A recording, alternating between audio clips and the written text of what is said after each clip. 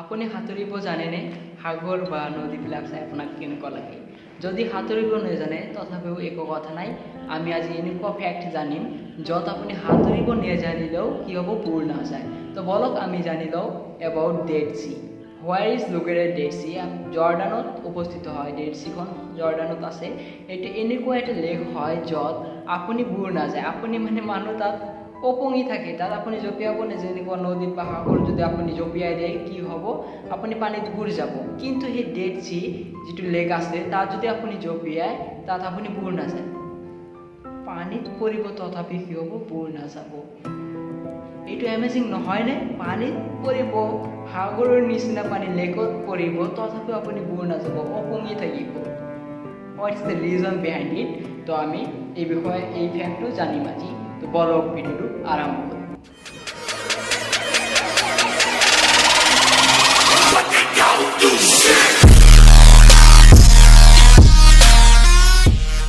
Dead C লেকত যিবিলাক পানী আছে সেই পানীবোৰত নিমখৰ মাত্ৰা, সল্টৰ মাত্ৰা বহুত বেছি হয়। সল্ট আৰু লগতে মিনাৰেলছবোৰৰ ডেনচিটি বহুত বেছি হয়। তাৰমানে আপোনাৰ নৰ্মেল যিটো সাগৰৰ পানী হয়, যিটো অৰ্ডিনাৰী সাগৰৰ পানীবিলাক আছে তাৰ তুলনাত 10 গুণ বেছি ডেনচিটিৰ এই পানীবোৰ হয়। মানে ডেড চিৰ পানীবোৰ আপোনাৰ নৰ্মেল সাগৰৰ পানীবোৰৰ তুলনাত 10 গুণ বেছি ঘনত্ব থকা হয়, যাৰ কাৰণে কি হয়, আপুনি তাত বুৰ নাযায়। মানে আপোনাৰ বডিতকৈ সেই ডেড চিৰ পানীবিলাক কি হয়, ডেন্স বেছি হয়, তাৰ ডেনচিটিটো বেছি হয়, সেইকাৰণে আপুনি বুৰ নাযায়। আৰু এই হ্ৰদটোক বা লেকটোক ডেড চি বুলি কিয় কোৱা হয় আপুনি জানেনে? যদি নেজানে তেন্তে শুনক।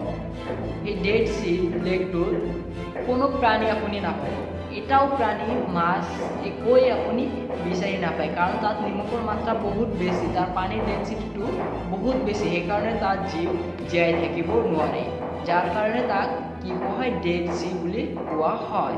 আৰু তাক সল্ট চি বুলিও জনা যায়, কাৰণ তাত নিমখৰ মাত্ৰা অতি বেছি। যেতিয়া ডেড চিৰ বিষয়ে জানি আছোঁ, তেন্তে বলক আমি ডেড চিৰ বিষয়ে আৰু আন বেলেগ ফেক্টছবিলাকো জানি লওঁ। তো আপুনি জানে ডেড চি কেনেকৈ গঠিত হৈছে? Dead sea African plate and Arabian প্লেটছৰ সংঘৰ্ষৰ ফলত ডেড চিৰ সৃষ্টি হৈছিল। Dead sea is located at the lowest point on the earth. আৰু ইয়াৰ পিচ টু ছাৰ্ফেচ লেভেল যিটো হয়, এইটো সাগৰৰ তুলনাত 1300 to 1400 ফিট তলত আছে। আৰু আমিতো ইতিমধ্যে জানিলোঁ যে ডেড চিত পানীবোৰত কি হয়, নিমখৰ মাত্ৰা অতিকে বেছি হয়, কিন্তু তাত আপুনি ওপঙি থাকে। আপুনি হয়তো ভাবি আছে তাত যাব আপুনি, যদি সাঁতুৰিব নাজানে তাত আপুনি সাঁতুৰিব যাব, কাৰণ আপুনি তাত বুৰ নাযায়। কিন্তু এটা কথা আপুনি ভাবিছে নেকি যে তাততো নিমখৰ মাত্ৰা বেছি, সেইকাৰণে আপোনাৰ বডিত কিবা এফেক্ট কৰিব নেকি, বেড এফেক্ট হ'ব নেকি? কিন্তু নহয়, সেইটো ডেড চিৰ পানী কি হয়, আমাৰ বডিৰ কাৰণে এফেক্টিভ, বেয়া এফেক্টিভ নহয়, এইটো আৰু ভাল হয় আমাৰ শৰীৰৰ কাৰণে। তো আপুনি যদি সাঁতুৰিব নাজানে তেন্তে ডেড চিত গৈ চুইমিং শিকি আহিব পাৰে। কেনেকুৱা লাগিল ডেড চিৰ বিষয়ে জানি? কমেণ্ট কৰি নিশ্চয় জনাব। আৰু মোৰ নেক্সট ভিডিঅ'টো আহি আছে অতি সোনকালে, অপেক্ষা কৰি থাকক, চেনেলৰ লগত থাকক।